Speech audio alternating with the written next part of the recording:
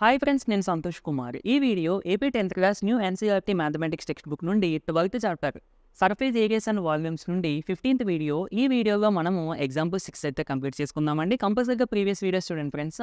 ఈ చాప్టర్కి సంబంధించిన ప్లేలిస్ట్ యొక్క లింక్ డిస్క్రిప్షన్లో ఇస్తాను. అదేవిధంగా previous chapters some applications of trigonometry, introduction to trigonometry, వీటితో పాటు semester 1 chapters real numbers, polynomials, pair of linear equations, అలాగే క్వాడ్రాటిక్ ఈక్వేషన్స్, ఇవన్నీ చాప్టర్స్ కూడా మన ఛానల్లో ఉన్నాయండి. వీటన్నింటి యొక్క లింక్స్ కూడా అంటే ప్లేలిస్ట్ యొక్క లింక్స్ డిస్క్రిప్షన్లో ఇస్తాను. ఓపెన్ చేస్తే చాప్టర్ స్టార్టింగ్ నుండి ఎండింగ్ వరకు కూడా వీడియోస్ ఆర్డర్లో ఉంటాయి.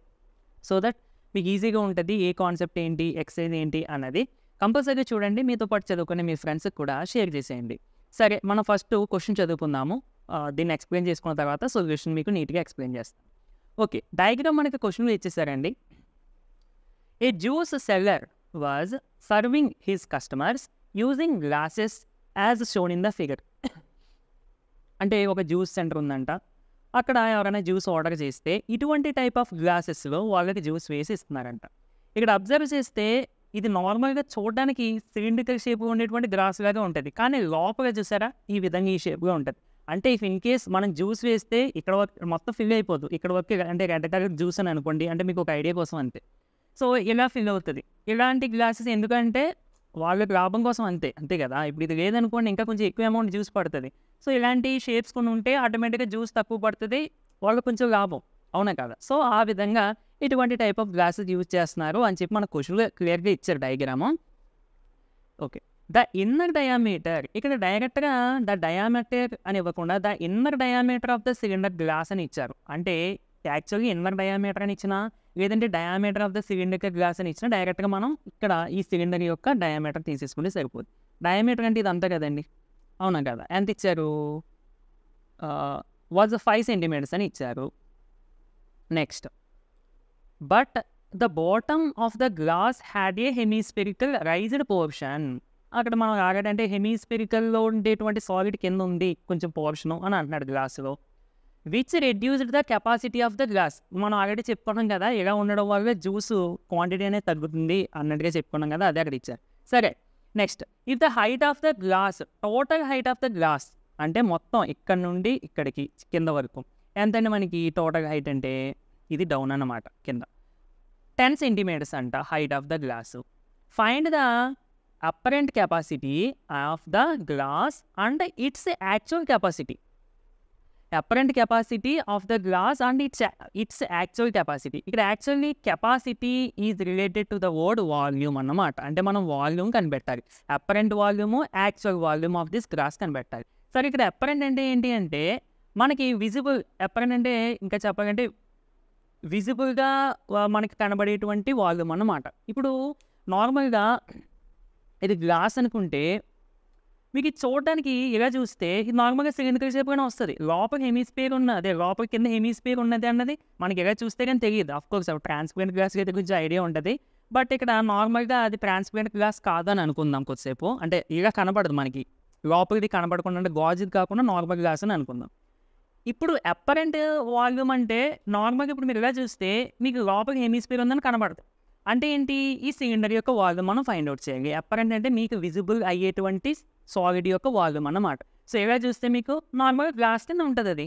అంటే మనం మొత్తం ఈ వాల్యూమ్ ఆఫ్ ద సిలిండర్ కనిపెట్టేయాలి ఫస్ట్ అపరెంట్ వాల్యూమ్ అంటే. అంటే ఇట్స్ యాక్చువల్ కెపాసిటీ అంటే ఇప్పుడు అసలు దాని యొక్క యాక్చువల్ టోటల్గా మనకి ఇప్పుడు ఈ మరి హెమీస్పియర్ ఉంది కదా, ఇప్పుడు యాక్చువల్ కెపాసిటీ ఎంత. చూడడానికి మాత్రం మొత్తం జ్యూస్ పడిపోయిన అంటే చూడడానికి మాత్రం ఈ గ్లాస్లో మొత్తం జ్యూస్ వేయచ్చు అన్నట్టుగానే మనకు కనిపిస్తుంది. కానీ యాక్చువల్గా ఏంటి, కింద ఒక హెమీస్పియర్ పోర్షన్ ఎక్కువ పైకి ఉంది. అంటే ఇప్పుడు మనం ఏం చేయాలి, ఫస్ట్ టోటల్ వాల్యూమ్ అలాగే కనిపెట్టేస్తాం. అందులో నుండి ఈ హెమీస్పియర్ వాల్యూమ్ తీసేయాలి, ఎందుకంటే ఇందులో జ్యూస్ పడదు. ఇక్కడ ఓన్లీ నేను రెడ్ మార్కర్తో చేసిందే జ్యూస్ పడుతుంది. సో అంటే ఇక్కడ మనకి అపరెంట్ కెపాసిటీ అంటే టోటల్ వాల్యూమ్ ఫైండ్ అవుట్ చేయమన్నారు. తర్వాత యాక్చువల్ కెపాసిటీ అంటే ఓన్లీ దీని యొక్క వాల్యూమ్ అన్నమాట. ఓకేనా ఫ్రెండ్స్. సో ఇప్పుడు మనం ఏం చేస్తాం, ఫస్ట్ టోటల్ వాల్యూమ్ కనిపెట్టేస్తాము. తర్వాత యాక్చువల్ కెపాసిటీ కావాలంటే ఏం చేయాలి, టోటల్లో నుండి దీని వాల్యూమ్ తీసేయాలి, ఈ హెమీస్పియర్ యొక్క వాల్యూమ్ తీసేస్తే సరిపోదు. ఇది సింప్లిఫికేషన్ కొంచెం లెంతీగా ఉంటుంది, జాగ్రత్తగా చూడండి, నేను ప్రతి స్టెప్ కూడా మీకు ఎక్స్ప్లెయిన్ చేస్తాను. ఓకే, ఇప్పుడు సొల్యూషన్ నార్మల్గా ఇది సొల్యూషన్ అనమాట. అంటే మీకు ఇందాక నేను చెప్పిందంతా జస్ట్ ఎక్స్ప్లెనేషన్, డయాగ్రామ్ ఏంటి, మనం ఏం ఫైండ్ అవుట్ చేయాలి, మెజర్మెంట్స్ ఏమి ఇచ్చారు ఏంటి అన్నది. సో ఇప్పుడు ఇది యాక్చువల్ సొల్యూషన్. ఈ డయాగ్రామ్ నోట్ చేసుకోండి. ఇది diameter 5 centimetres.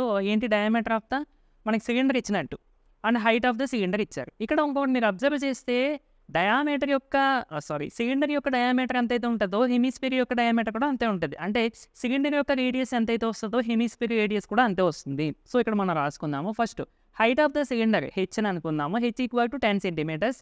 Diameter of the cylinder that equal to 5 centimetres. But diameter ఎప్పుడైనా సరే మీకు డయామీటర్ ఇచ్చినప్పుడు దాన్ని రేడియస్లోకి మార్చేసుకోండి. ఎందుకంటే మనకి డయామీటర్కి రిలేటెడ్ ఫార్ములాస్ ఉండవు, రేడియస్గానే ఉంటాయి ఫార్ములాస్ అన్నీ కూడా. సో అందుకని అది రేడియస్లోకి మార్చుకోండి. అంటే డయామీటర్ సగం చేసేయండి, అంటే 2తో డివైడ్ చేసేయండి. Therefore radius of the cylinder R అని అనుకున్నాను రేడియస్ని. That equal to 5/2 centimetres. That equal to 5/2 అంటే ఎంత అవుతుందని మనకి 2.5 సెంటీమీటర్స్ ఎంత అవుతుంది? అదే ఎంతో కాదు, 2.5 అవుతుంది. సగాన్ని డివిజన్ చేయండి. 2 2s are 4, రిమైండర్ 1. ఒక పాయింట్ పెట్టుకుని ఒక 0. So 2 5s are 10, reminder 0. అంటే 5/2 ఈక్వల్ టు ఎంత మనకి 2.5 centimetres. Therefore radius of the hemisphere కూడా ఎంత అవుతుంది? సేమ్ కదా, రేడియస్ ఆఫ్ ద సిలిండర్ ఎంత అయితే ఉంటుందో అది కూడా అంతే ఉంటుంది. కాబట్టి radius of the hemisphere is equal to 2.5 centimetres. Next first మనము apparent capacity of the glass find out చేద్దాం. అపరెంట్ కెపాసిటీ అంటే ఏం చెప్పాను ఇందాక? అపరెంట్ వాల్యూమ్ అన్నట్టు, కెపాసిటీ అంటే వాల్యూమ్ అన్నట్టు. సో అపరెంట్ అంటే టోటల్, ఇంక ఇది హెమిస్ఫియర్ లేదనుకుని టోటల్ గ్లాస్ యొక్క వాల్యూమ్. టోటల్ గ్లాస్ అంటే చూడండి మనకి సిలిండర్ షేప్గా ఉంటుంది. అంటే సిలిండర్ యొక్క వాల్యూమ్ ఫైండ్ అవుట్ చేయాలి. అంటే apparent capacity of the glass అంటే that equal to volume of the cylinder అన్నమాట. So volume of the cylinder formula ఏంటి మనకి? పై ఆర్ స్క్వేర్ హెచ్ అని. సో పై అంటే ఇక్కడ 3.14 అని తీసుకున్నాం. జనరల్గా పై అంటే 22/7 తీసుకోవాలి మనము, ఓకేనా? క్వశ్చన్లో మనకి ఒక్కొక్కసారి పై ఈజ్ ఈక్వల్ టు 22/7 తీసుకోండి, లేదంటే ఒక్కొక్కసారి ఇవ్వరు అసలు పై ఈక్వల్ టు ఇంత తీసుకోండి, ఇంత ఇలా తీసుకోండి అని. కానీ మనం మరి ఎలా సెలెక్ట్ చేసుకోవాలంటే, అంటే ఈ క్వశ్చన్ కంటే పై ఈజ్ ఈక్వల్ టు 3.14 తీసుకోండి అని ఇచ్చారు. అందుకని జనరల్గా పై ఈజ్ ఈక్వల్ టు 3.14 తీసుకున్నాను. కానీ ఒక్కొక్కసారి మనం పై 22/7 తీసుకుంటాం.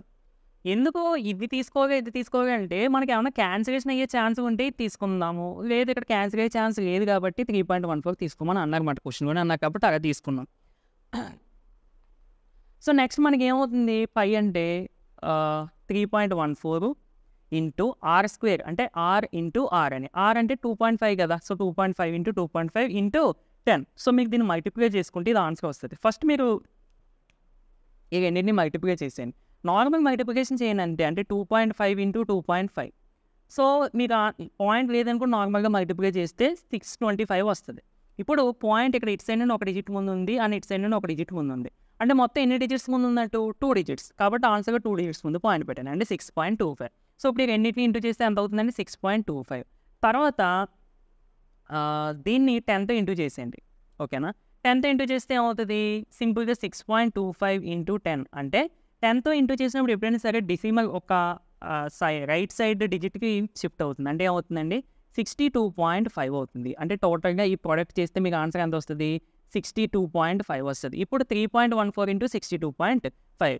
So 62.5 into 3.14. ఇది కూడా సేమ్, పాయింట్ లేదనుకో నార్మల్గా మల్టిప్లై చేసాను. 4 5s are 20, 4 2s are 8 9 10, 4 6s are 24 25, 5 2 6 15 7 18, 0 5 12 9 16 196,250 వస్తుంది. ఇప్పుడు పాయింట్ పెట్టండి. ఇటు సైడ్ నుండి ఇక్కడ ఒక డిజిట్ ముందు ఉంది, ఇక్కడ 2 డిజిట్స్. అంటే మొత్తం ఎన్ని డిజిట్స్ ముందు పాయింట్ ఉన్నట్టు? 3 డిజిట్స్.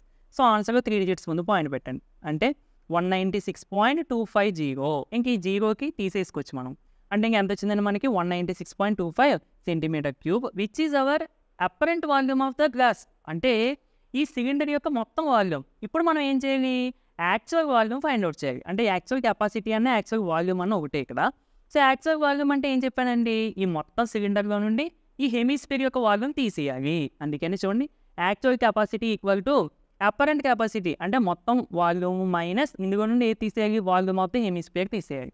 సో అపరెంట్ కెపాసిటీ మనం ఆల్రెడీ ఫైండ్ అవుట్ చేసాం, 196.25 minus volume of the hemisphere formula ఏంటంటే మనకి 2/3 ఇంటూ పై ఆర్ క్యూబ్. ఇక్కడ జాగ్రత్త చూడండి, నెంబర్స్ ఎక్కువ ఉన్నాయి కదా అని అసలు భయపడదు, ఇదంతా మల్టిప్లికేషనే, కాకపోతే కొంచెం పెద్ద నెంబర్స్ వస్తాయి అంతే, ఓకేనా? అంతకనే ఏం లేదు. ఇక్కడ ఫస్ట్ ఇది నార్మల్గా 196.25 దాకా వస్తుంది. 2/3 అంటే చూడండి, సో దాని డెసిమల్ ఎక్స్పాన్షన్ ఏమవుతుంది అంటే ఫస్ట్ 3 కన్నా 2 చిన్నది కాబట్టి ఇలాంటప్పుడు మనం 0 పాయింట్ పెట్టుకోవాలి. 0 పాయింట్ పెట్టినప్పుడు ఇక్కడ ఒక 0, 3 6 ఆర్ 18. మళ్ళీ ఎంతండి రిమైండర్ 2. మళ్ళీ పాయింట్ ఉంది కాబట్టి ఒక 0 పెట్టుకోవచ్చు. మళ్ళీ 3 6 ఆర్ 18. మళ్ళీ రిమైండర్ 2. ఒక పాయింట్ ఉంది కాబట్టి ఒక 0. So 3 6 are 18. సో ఇలా వస్తూనే ఉంటుంది. అందుకని మనం అన్ని డిజిట్స్ వేగాం కాబట్టి అప్రాక్స్కి ఎంత తీసుకున్నామండి 0.666 అని తీసుకున్నాం. ఒక 3 డిజిట్స్ తీసుకున్నాం. నెక్స్ట్ ఎంత మనకి 3.14 పై అంటే 3.14 ఆర్ క్యూబ్ అంటే ఆర్ ఇంటూ ఆర్ అంటే 2.5 సెంటీమీటర్స్ కదా, అందుకని 2.5 ఇంటూ 2.5 ఇంటూ 2.5 అన్నమాట. సో ఇక్కడ మల్టిప్లికేషన్ మనం ఫస్ట్ నార్మల్గా చేసుకోవాలి. 2.5 ఇంటూ 2.5 చేసేద్దాం, లేదంటే లాస్ట్ రెండింటిని చేయండి, అలా చేసిన ఒకటే. దీన్ని ఈ రెండింటిని ఇంటూ చేస్తే 6.25 వచ్చింది, ఇలా చేసాం కదా. ఇప్పుడు ఈ 6.25ని 2.5తో ఇంటూ చేయండి. So 6.25 into 2.5. 5 5 is 25, 5 2 is 10, 11, 5 6 is 30, 31, 2 5 is 10, 2 2 is 4, 5, 2 6 is 12. So 5 2 6 5 1 అంటే నార్మల్ మల్టిప్లికేషన్ చేసేయండి. ఇప్పుడు ఇక్కడ నుంచి ఇటు సైడ్ 0.2 డిజిట్స్ ముందు ఉంది, ఇక్కడ 1 డిజిట్ అంటే మొత్తం 3 డిజిట్స్. సో ఆన్సర్లో 3 డిజిట్స్ ముందు పాయింట్ పెట్టిన అంటే 15.625. ఏంటిది ఈ మూడింటిని ఇంటూ చేస్తే వచ్చిన ఆన్సర్ 15.625 అన్నమాట. ఓకేనా. ఇప్పుడు ఆ 15.625ని దేంతో ఇంటూ చేద్దాం 3.14 ఇంటూ చేద్దాం. అంటే 15.625 into 3.14. So 4 5 is 20, 10, 4 6 is 24, 25, 4 5 is 20, 22, 4 1 is 4, 5 6. Okay. Next 5 2 6 5 1, 3 5 is 15, 3 2 is 6 7, 3 6 is 18, 3 5 is 15, 16, 3 1 is 3 4. So 0 5 12 9 7 16. ఇది ఎంత అండి 4 5 is 26, 6 7 7 plus 5 12, 12 plus 8 20, 6 7 8 9 ఎంత వచ్చింది మనకి 4906250 వచ్చింది. ఇప్పుడు పాయింట్ ఇక్కడ 3 డిజిట్స్ ముందు ఉంది, ఇక్కడ 2 డిజిట్స్ ముందు ఉంది. అంటే మొత్తం ఎన్ని డిజిట్స్ ముందు ఉన్నట్టు ఇక్కడ 3 ఇక్కడ 2 మొత్తం 5 అంటే 1 2 3 4 5 ఇక్కడ వచ్చింది పాయింట్ 49.06250. ఇక్కడ 0 మనం తీసుకొచ్చి కావాలితే అంటే చూడండి మొత్తం ఈ మూడింటిని అన్నింటిని ఇంటూ చేస్తూ వచ్చిన ఆన్సర్ ఇది. సో ఇప్పుడు దీన్ని మళ్ళీ 0.66 దీంతో ఇంటూ చేయండి. సో అది ఇంటూ చేయడం ఈజీనే అండి, పెద్ద నెంబర్స్ ఏదైనా అసలు భయపడద్దు. అంటే మీకు భయపడతారని చెప్పి నేను ఇంటూ చేసి చూపిస్తాను అక్కడ. సో 49.0625.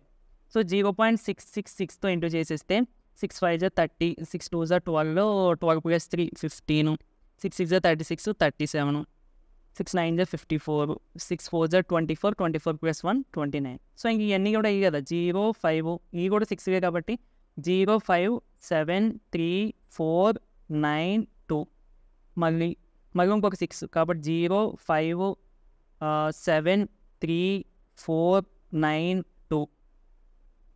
నెక్స్ట్ ఇంకా లాస్ట్ 0 కాబట్టి 0 0 0 ఎన్నోనే 1 2 3 4 5 6 కదా. సో 0 0 0. ఓకే. ఇప్పుడు యాడ్ చేసాను 0 5 7 plus 5 12, 7 plus 3 10, 10 plus 1 11, 11 plus 5 16, 7 plus 3 10, 10 plus 4 14, 14 plus 1 15, 9 plus 1 10, 10 plus 4 14, 14 plus 3 17, 9 plus 12, 12 plus 4 16, 9 12. So ఎంత వచ్చిందని మనకి 326756 వచ్చింది. ఓకే. ఇప్పుడు పాయింట్ పెట్టండి, ఇక్కడ 4 డిజిట్స్ ముందు పాయింట్ ఉంది, ఇక్కడ 3 డిజిట్స్ అంటే మొత్తం 4 plus 3 7 డిజిట్స్ ముందు పాయింట్ పెట్టాలి. 1 2 3 4 5 6 7 ఇక్కడ పెట్టాలి పాయింట్. ఓకేనా. యాక్చువల్గా ఆన్సర్ ఇంకో దీన్ని ఇంటూ చేస్తే వచ్చిన ఆన్సర్ ఇది. అయితే ఇక్కడ మనం అంత పెద్ద వాల్యూ తీసేసుకోకుండా అప్రాక్సిమేట్గా చూడండి ఎంత వచ్చింది మనకి 32.675625 అని వచ్చింది. ఇక్కడ 7 అనేది 5 దాటేసింది కాబట్టి మనం ఈ ముందు దానికి +1 యాడ్ చేసేసి డైరెక్ట్గా 32.7 అని తీసేసుకున్నాం అనమాట. అంటే ఎగ్జాంపుల్ ఇంకా డైరెక్ట్గా చెప్పాలంటే 32.67. ఓకేనా. డైరెక్ట్గా 70 67కి 7కి పెద్ద తేడా లేదు కదండి, అంటే పాయింట్లో కాబట్టి. అందుకని మనం అప్రాక్స్గా 32.7 అని తీసేసుకున్నాం. ఓకేనా. సరే, అదేదో డైరెక్ట్గా అప్రాక్స్గా ఇక్కడే తీసేసుకోవచ్చు కదా అని మీకు డౌట్ రావచ్చు. మనం అలా అప్రాక్స్గా తీసేసుకుంటే కొంచెం డిఫరెన్స్ వస్తుంది, అందుకని నేను అలా తీసుకోలేదన్నమాట. ఓకేనా ఫ్రెండ్స్.